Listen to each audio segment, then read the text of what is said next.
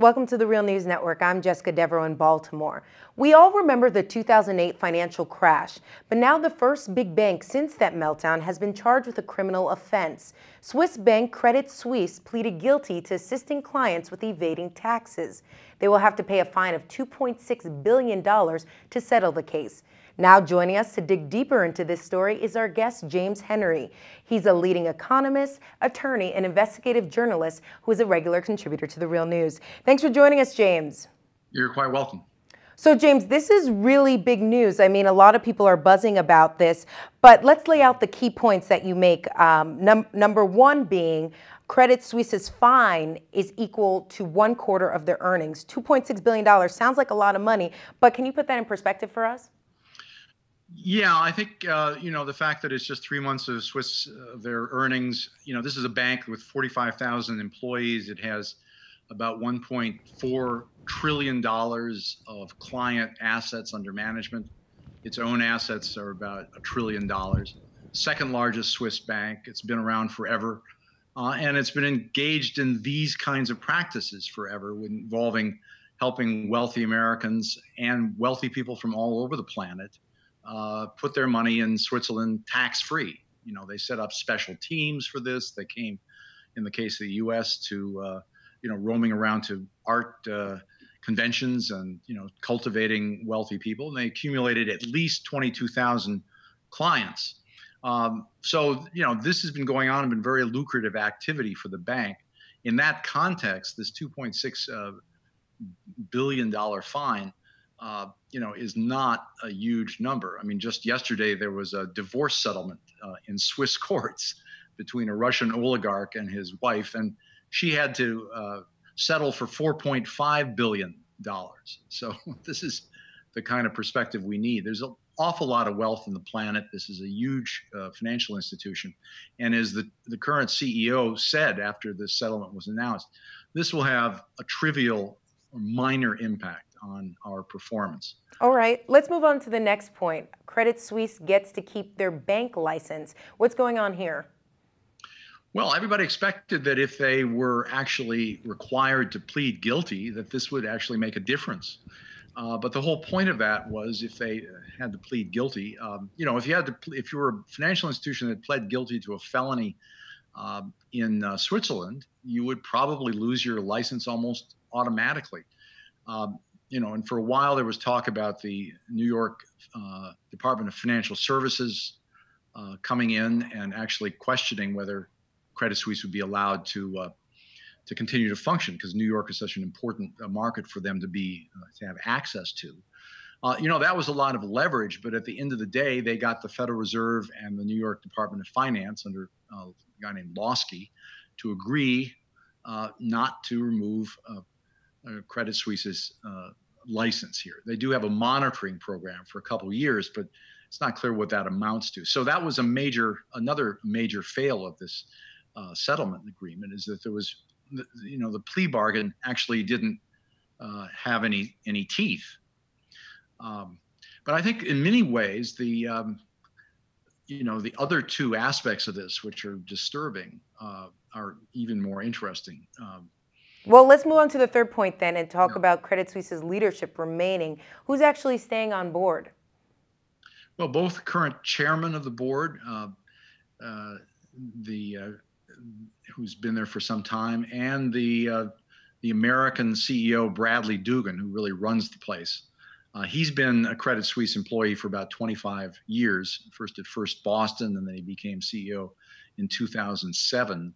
So all this misbehavior has really happened on his watch, and yet he's denied any knowledge of it. The chairman of the board today issued a statement in which he said that they were white as snow. Senior executives are not only of course, they're not going to jail in this thing. They're still too big to jail.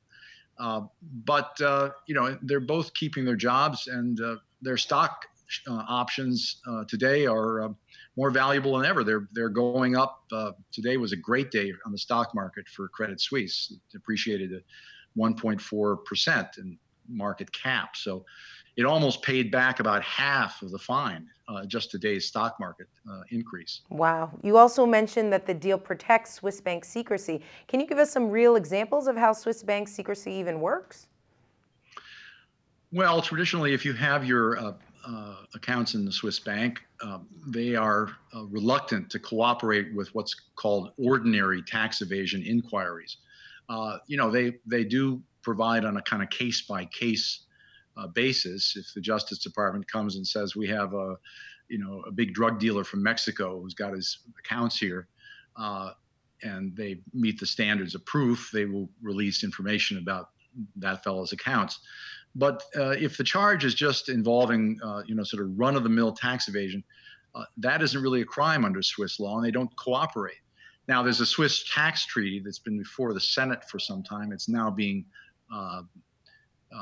held up by Rand Paul, who actually wants to protect Swiss bank secrecy. But this story just gets weirder and weirder. But the basic story is that the Justice Department could, and I think Senator Levin, who's been has been pushing this, expected them to. They could have insisted on the disclosure of U.S. taxpayers as a group, rather than putting the U.S.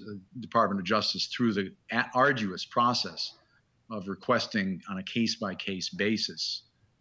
In many cases, they don't have those names to request. So, that's effectively, I mean, the BBC last night had a report that said, incredibly, that this was the end of Swiss bank secrecy. It's not the end by any means. If anything, this Justice Department has just said, we will sign deals that protect Swiss bank secrecy. All right. And James, in number 5, you mentioned that in the end, this is a lousy deal for U.S. citizens. Why is that? Well, first of all, there's a question about the rule of law. This should be, the rule of law is something that we all need, whether we're Republicans or Democrats or progressives or radicals.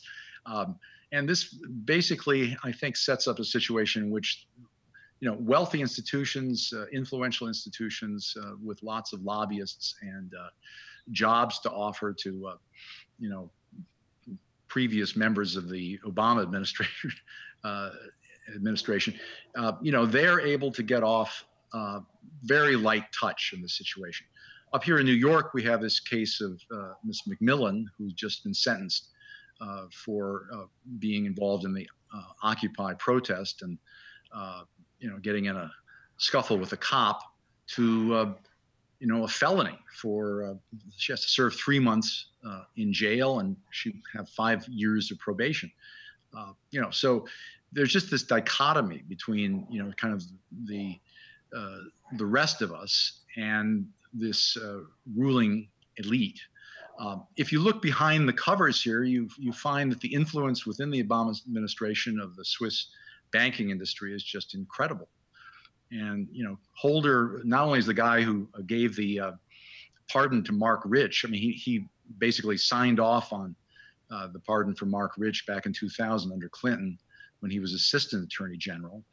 Then he went off to Covington and Burling, which is a big DC law firm, and he was one of his clients, or one of Covington's clients, was UBS, the big Swiss bank corp.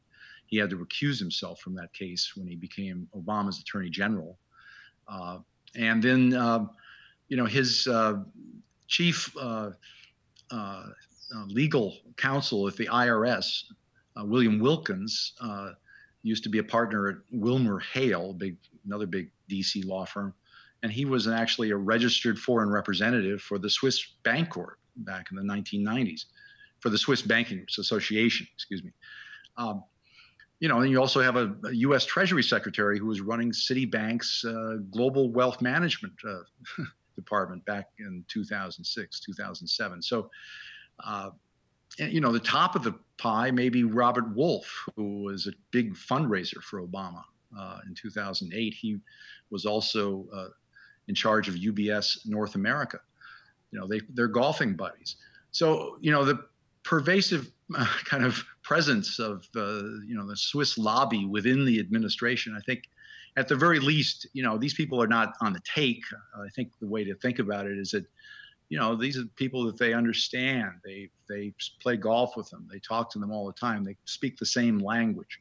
And it's very hard to look across the table and then insist that someone do jail or that their bank loses its license to operate. It's much more civil to settle for a fine that most Americans will think is a really big number when it isn't. All right, James Henry, regular contributor to The Real News. Thank you for your analysis. Yeah, you're welcome.